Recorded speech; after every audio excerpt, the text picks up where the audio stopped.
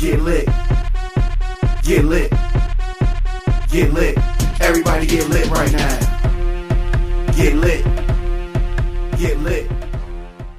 So around the country, folks are breathing a sigh of relief. They are happy that America has avoided a very unnecessary government shutdown. Of course, this is the Diamond K Show. My name is Diamond K. And we're going to talk about it. We're going to talk about the shutdown. The shutdown that never was. The shutdown, thankfully, that did not happen. But that doesn't mean that it's not going to happen. That doesn't mean that at all. So many folks were surprised. I was surprised. Congress avoided a government shutdown that was scheduled to happen over the weekend. And they did this by passing a stopgap spending bill, also known as a continuing resolution. Now, this continuing resolution funds federal agencies at last year's levels for another 45 days. So that is a small window. Now, here's what's frustrating about Congress. They get a lot of time off. They have a lot of opportunities to fix these things. Yet they wait till the last minute, seconds before the deadline, before they try to work these things out.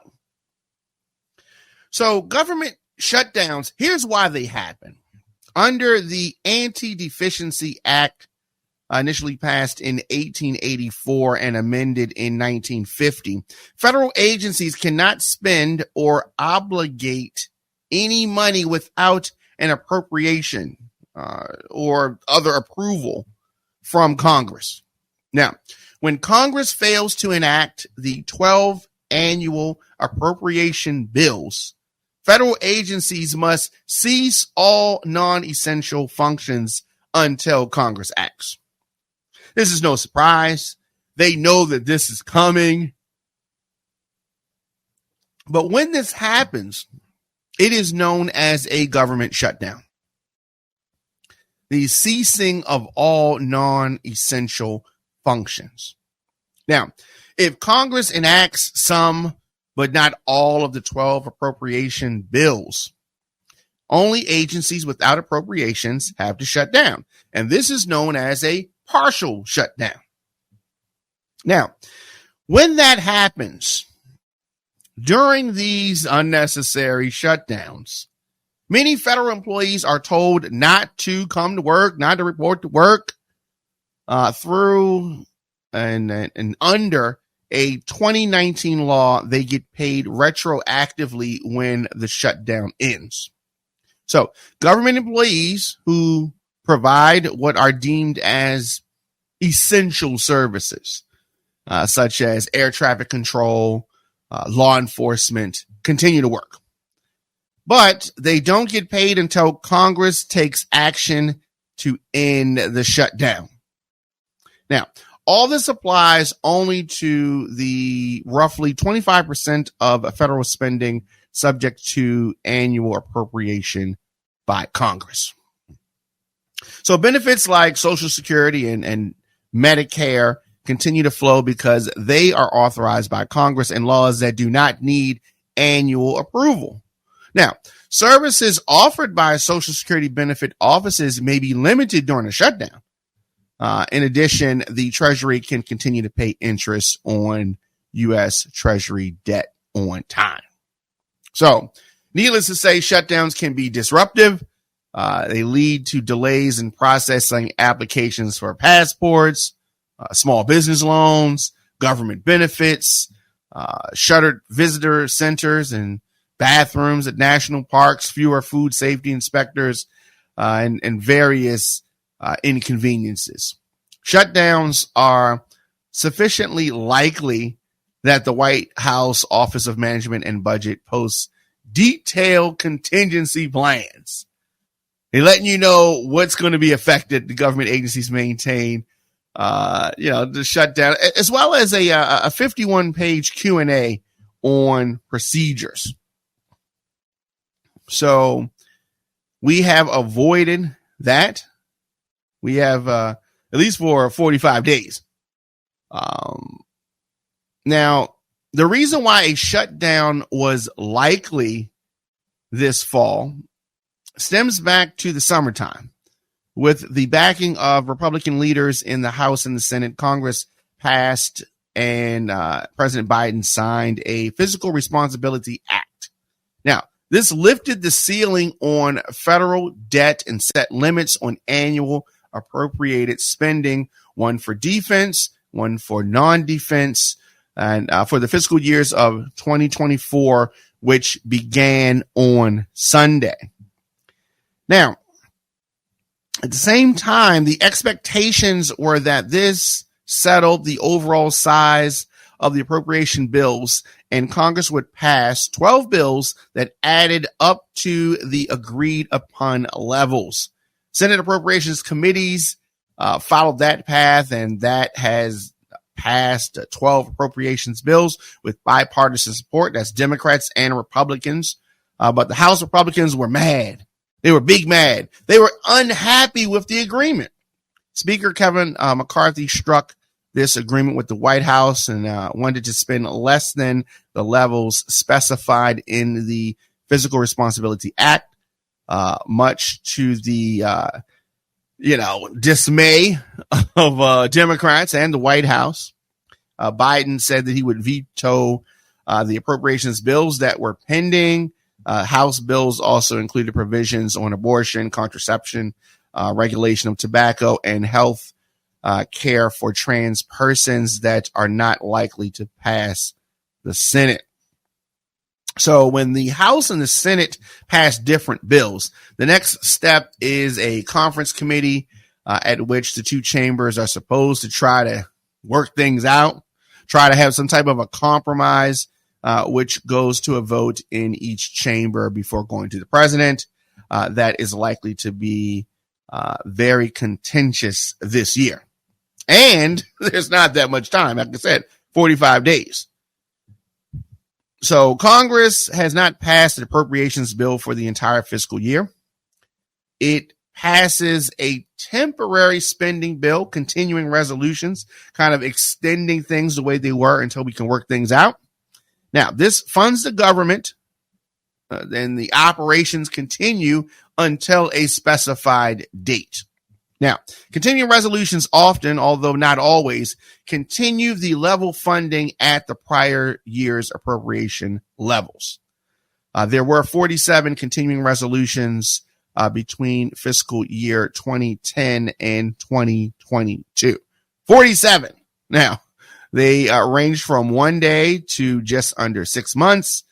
Although they keep the government operating, it's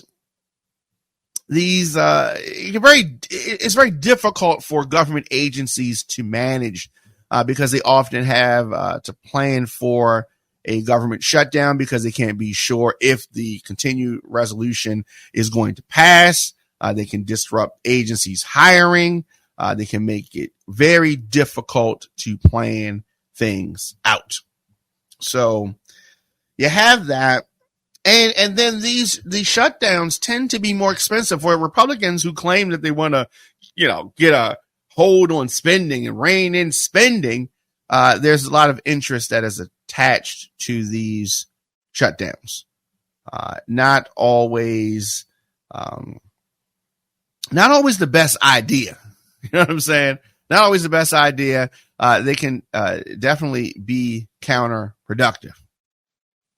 But the government shutdown was averted, and Kevin McCarthy has risked his job in doing this. He risked his job because he had to make some deals. So Congress was able to avoid the government shutdown. There was a drop in Ukraine aid which I agree with. Let me say that. So, like I said, Saturday, Congress passed a short-term funding bill to avoid this government shutdown, mere hours before the deadline. Folks were thinking that things were going to get just all messed up. It really raised some questions about Congress's ability to pass additional Ukraine assistance only 1 week after President Volodymyr Zelensky visited D.C. asking for more. Yes, I know you're giving us billions with a B, but can we have more, please? Yeah, they want more money. I can name a lot of places around this country that need money, that could use the money. Not even the money that they're sending over there. But this is military stuff. This is the military industrial complex. This is defense. This is big business. And they like to try to find ways to make that happen. Even though I don't think it is needed, even though it is a very difficult sell to Americans for the most part. Anyway, the Defense Department no longer has funds for the Ukraine Security Assistance Initiative, and the $1.5 billion it has left to backfill U.S. stockpiles of weapons that have been sent to Kyiv expired on September the 30th. The Pentagon said that a previous accounting error meant it had appropriated approximately $5.5 billion in funds to keep transferring weapons to Ukraine past the end of the fiscal year. How do you have a accounting error like that? What? How do you have an accounting error like that? The White House in August asked Congress for an additional $24 billion in additional military and economic aid to Ukraine. But even in the Senate, where Ukraine enjoys very broad bipartisan support, appropriators scaled back to $6 billion. They act like they're doing a favor. $6 billion from the 24. I mean, what are you doing with the money? What are you doing with the money? Have we seen any progress whatsoever in this in this investment in Ukraine? Because I don't see it. I don't see it. So we have that, and you know, I've talked about my lack of interest in this Ukraine investment. I'm not feeling it. I'm not feeling it. But the government shutdown has been averted. Now, there was not a lot of time to spare. The threat of the federal government shutdown suddenly shifted over the weekend. And President Biden signed a temporary funding bill to keep the agencies open. And like I said, the package dropped aid to Ukraine. That's good. The White House priority opposed by a growing number of GOP lawmakers. They usually get things wrong, but we do agree with regards to that. They also increased federal disaster assistance by $16 billion. That was meeting President's full request. The bill funds the government until November 17th. It's getting close to the holidays. You know what I mean? And they like to do this. So it was chaotic days of turmoil in the House. Speaker Kevin McCarthy abruptly abandoned demands for steep spending cuts from his right flank, the MAGA wing, and instead relied on Democrats to pass the bill, which was a risk to his own job. The Senate followed with passage, closing a whirlwind day at the Capitol. Now, this is good news for the people of America right now. Kevin McCarthy, I think, has proved, maybe I underestimated Kevin McCarthy. He is catching a lot of fire from the MAGA wing, and they are threatening his job through Matt Gaetz. McCarthy is a Republican from California, and he said before the House vote, we're going to be adults in the room, and we're going to keep government open. That's what he said. That's what happened, and he seems to be saying it with his chest. For the House package to be approved, McCarthy was forced to rely on Democrats because the Speaker's hard right said that it was going to oppose any short-term funding measure, denying him the votes needed. He has a very slim majority of only 5. And this move, he dared the right to try to call for his job, even though calls have intensified. He has left those conservative holdouts behind. McCarthy is almost certain to be facing a motion to try to remove him from office, and it is not clear if they have enough votes to topple the Speaker. He went to the Democrats once, so I'm sure that he will probably go to them again. Go to the Democrats for help. It's very interesting. I think that bipartisan Republicans and Democrats working together is not a bad thing. I think that it is something that people like to see. I think that it is a good thing. It does not happen as often as it should. It definitely needs to happen more. So you have that government shutdown averted for 45 days. Before you know it, it's going to be November 17th. Now, I don't know if we're going to be able to keep things going. We're going to be able to keep this country on track going into the holiday season. Then these adults are going to have to make things work. So we talked about Republican Representative Matt Gaetz. He has filed a resolution to oust Kevin McCarthy as House Speaker. It is setting up a likely showdown. There's going to be a vote in the House in the days ahead. You know, grab your popcorn. This is going to be interesting.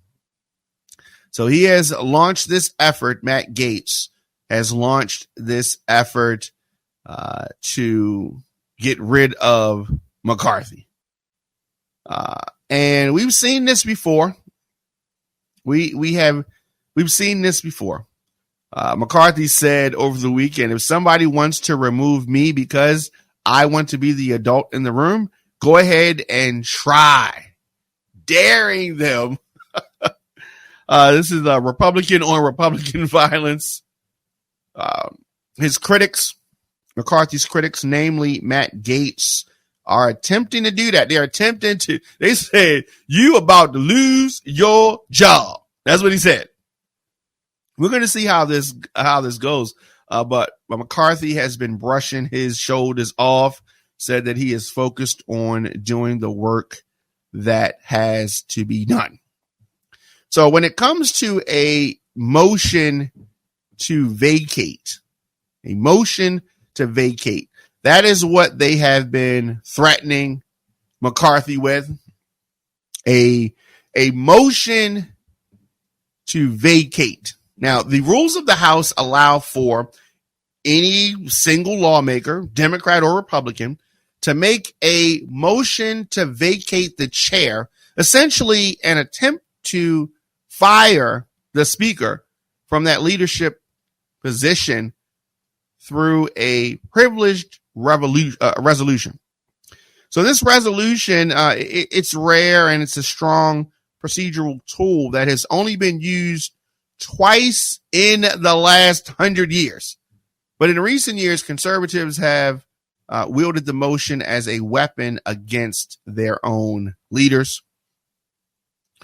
So at any point in time, it's very interesting how it works. Any point in time, a member of the House can introduce a privilege resolution, a designation that gives it priority over other measures. And they do this to declare that the office of the Speaker of the House of Representatives is vacant. Once the motion is introduced, the lawmaker can walk onto the House floor and request a vote. Such a vote would force House leaders to schedule a vote on the resolution within 2 legislative days. But there's procedural motions that members of either party can introduce to slow down and stop the process altogether. We're probably going to see some of that stuff.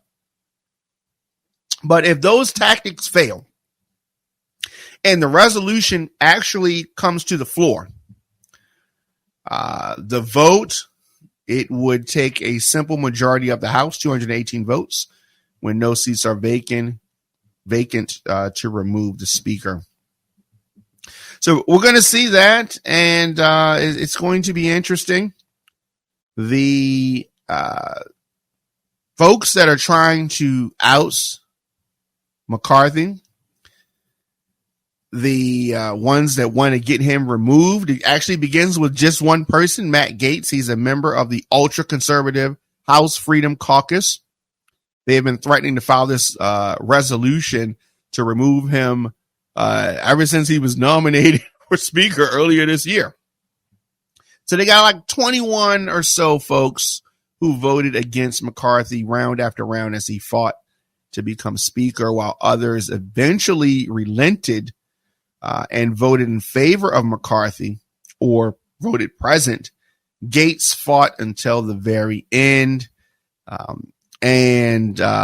If they actually oust McCarthy, the House would either enter uncharted territory if a motion to vacate this effort against McCarthy were to pass the full House. That would be interesting. New candidates for Speaker could emerge, but there's also nothing to stop Republicans from nominating McCarthy again. We are entering into a very, I would say, a wild time. A very wild time, because there's no need for this. But I love to see it. I love to watch the Republicans squirm around and try to figure this out. But it's ultimately because the government shutdown did not happen. The folks in the Freedom Caucus wanted the shutdown to happen, and they did not get their way. So they in their feelings. They in their feelings because they did not get their way, and they are trying to lash out at who they blame for this, and they mostly blame McCarthy. He blamed McCarthy for working with Democrats. How dare you keep the country going? How dare you do that? That's what they're saying. And it's not a good look, but no surprise here, because this is something that they put out there, something that they threatened to do. And it appears that they have followed up with those threats. Of course, you listen to the Diamond K Show here at ONFIRE-TV, breaking news, politics, and hip-hop culture. Weekdays, 6 p.m. right here, ONFIRE-TV.com. Unlock everything ONFIRE-TV has to offer. Just log on to ONFIRE-TV.com/join, ONFIRE-TV.com/join, or click the link below. And we're going to take a quick break in a moment. OnFire TV is the destination for 24/7 news, opinion, and entertainment. We are a media company that produces and delivers streaming content to global consumers that are engaged by political, business, music, sports, and social conversation. ONFIRE-TV produces daily independent news, educational, and entertainment shows hosted by myself, Diamond K, and others. You can make a donation to ONFIRE-TV. We are funded entirely through advertisements and individual donations. We cannot do this without your support. Our programs could not survive and grow without the help of the people. You can start your monthly donations of $10 or more right now and help ONFIRE-TV stay strong and stay independent all year round. Thank you so much. Now, you do not have to miss a minute of our programs. You can stream past episodes on demand from any device. Our programs celebrate and educate through real conversations and insightful dialogue via our talk shows, podcasts, scripted and unscripted web series, documentaries, and so much more. We're going to do this. We're going to take a quick break, and then we're going to come back with more of the show after this. Represent, where you from? DJs rocking, hands in the air. Who's running this club? Diamond K. Who's running this club? Diamond K.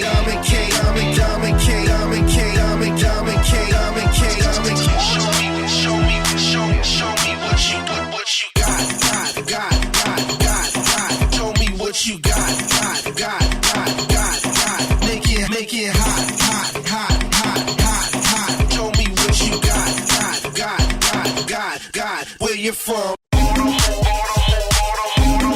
Where you from? Where you from? Where you from? Where you from? Don't stop.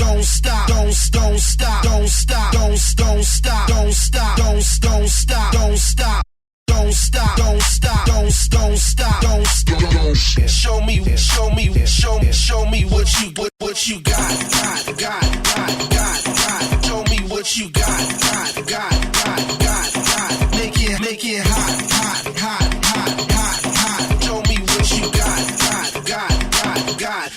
One more time. West side. Make it hot. East side. Make it hot. South side. Make it hot. Both side. Make it hot. West side. Make it hot. East side. Make it hot. South side. Make it hot. Both side. Make it hot. One more time.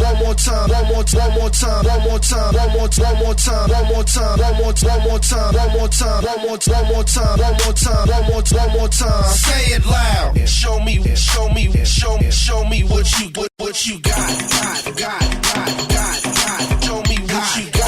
One more time. Make it hot. Show me what you got. Show me what you got. Show me what you got. Make it hot. Show me what you got.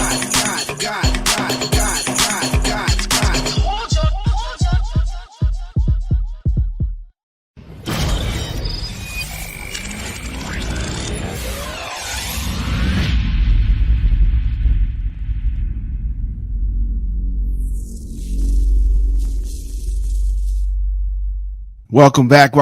You man, Diamond K in here, of course. The Diamond K Show on Fire-TV Radio on Fire. Yes, he's mad. He's angry. He's in his feelings. Donald Trump was seething through the start of the trial in New York. This civil lawsuit accuses him of lying about his wealth. He is defiant. The former president spent a day in court Monday for, the sometimes testy start of a trial in this fraud lawsuit that could cost him control of Trump Tower and several other prized properties. He says it is a disgraceful trial. there was a lunch break, and after listening to attorneys for New York Attorney General Letitia James just call him a habitual liar. The state's lawsuit accuses Trump of and his company of deceiving banks, insurers, and others by misstating his wealth for years in financial statements. They were lying year after year after year. Kevin Wallace, an attorney in the James office, said as Trump sat at the defense table. He looked straight forward, crossed his arms, faced away from the screen that showed details of the Wallace presentation. Now, Trump's control over Trump Tower and other major real estate holdings is in jeopardy as this trial begins. So there are properties in Miami, in Charlotte, in DC, New York, Chicago, San Francisco, Los Angeles, and Las Vegas. Trump denies wrongdoing and voluntarily attended a trial that he called a sham and a scam and a waste of the state's time. But he was there because that's how important this is. So if he's telling you that it's not that important, if he's telling you that it is not that big of a deal, then you have to know that it really is. It really is important. It really is a big deal because, like I said, if it was not a big deal, if it was not important, he would have skipped it. He would have not been there. But he was there, and he's there because he's running for office. This is always part of the show for Donald Trump. It's always part of the show. It's always something that he's using to try to game the system. He's always trying to game the system. He's always trying to do that. So he claims that what we have here is an attempt to hurt me in an election. He said this outside the courtroom, adding that I don't think the people of this country are going to stand for it. However, they are watching. They are looking. They are listening. And I think that they are actually entertained by the shenanigans of Trump. But one thing that is not, one thing that folks really want to see happen is some true accountability, some true consequences. We have not seen that. James, Trump sneered at Letitia James as he passed her on his way to lunch. She left smiling. Meanwhile, his campaign immediately began fundraising off of his appearance. This is the real reason why he's here. Trump left for the day claiming that he scored a victory, pointing to comments that he viewed as Judge Arthur Anna Gordon, coming around to the defense view that most of the suit's allegations are too old. The judge suggested that testimony about Trump's 2011 financial statement was beyond the legal time limit. Wallace promised to link it to a more recent loan agreement, but Trump took the judge's remarks as outstanding developments for him. So if they're going back to something from 2011, they're going to have to do, they're definitely going to have to do better than that.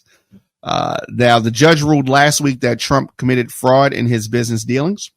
If upheld on appeal, the ruling could force Trump to give up New York properties, including Trump Tower, a Wall Street office building, golf courses, and a suburban estate. Trump has called it a corporate death penalty and insisted the judge, who is a Democrat, is unfair and out to get him. James is seeking $250 million in penalties and a ban on Trump doing business in the state of New York. As you can see, things are very, very serious for the Donald. Very serious. Now, the former president and his two eldest sons, Trump Organization executives and fixer turned enemy, Michael Cohen, are all listed among dozens of potential witnesses. Now, the former president isn't expected to testify for several weeks. His trip to court on Monday marked a remarkable departure from his past practice. He normally doesn't show up for these things. Trump did not go to court as either a witness or a spectator when his company and one of its top executives was convicted of tax fraud last year. Did not show either for a civil trial earlier this year, where the jury found him liable of sexual assaulting writer E. Jean Carroll. You remember in that department store dressing room? He did not come there. This time I wanted to watch the witch hunt myself, he said outside of court. Now, in a recent court filing, James's office alleged that Trump exaggerated his wealth by as much as $3.6 billion. Now, he claimed his 3-story Trump Tower penthouse with the gold fixtures and all that was nearly 3 times its actual size and worth $327 million, far more than any New York City apartment has ever gotten, James said. He valued Mar-a-Lago as high as $739 million, more than 10 times a more reasonable estimate of its worth, James maintained. Every estimate was determined by Mr. Trump, Wallace said in his opening statement. He pointed to pre-trial testimony by the Trump Organization figures and ex-insiders, including Michael Cohen, who said that the company estimated assets, to get to this predetermined number that Trump wanted. Wallace also alleged the scheme got the company better loan ratings, saving it $100 million in interest. They hid all their weaknesses and convinced these banks to take on hundreds of millions of dollars in risk, he said, adding that while the defendants can exaggerate to Forbes magazine or on television, they cannot do it while conducting business in the state of New York. Defense lawyers said that the financial statements were legitimate representations of prime properties that can command top dollar. This is not fraud. This is real estate, attorney said in the opening statement. She accused the Attorney General's office of setting a very dangerous precedent for all business owners in the state of New York. We should be able to lie about our businesses, they're saying. But this is about tricking banks. Banks made loans to him that were fully repaid, he said. Business partners made money, and Trump's own company flourished. So they probably want to know, who's the victim? Why is this trial happening? Who has he defrauded? Is what his legal team is saying. There's going to be a lot from this in the days and weeks to come. This trial is going to last, according to estimates, several months. We're definitely going to be following this. I don't think he's going to be there all the time, but it was interesting to see him there today. $250 million fraud trial starting on Monday. And Attorney General James plans to call his adult sons as witnesses. Oh, this is going to be a mess. This is going to be a mess. But we are here for it. Could not happen to a better, person. Donald Trump, that is. This could not happen to a better person. So, is there going to be some type of accountability? I don't know. I doubt it very seriously. It just doesn't seem to happen for this guy. He seems to be able to get away with everything. Everything and anything and everything. Of course, let me know your thoughts in the comment section. Instagram, Facebook, Twitter, LinkedIn, TikTok at The Diamond K Show. Of course, ONFIRE-TV, Radio on Fire. We're here weekdays, 6 p.m., breaking down the news, breaking down politics, breaking down music and entertainment. So much, and so much more to go today. So let's take a quick break, and we'll be back with more of the show after this.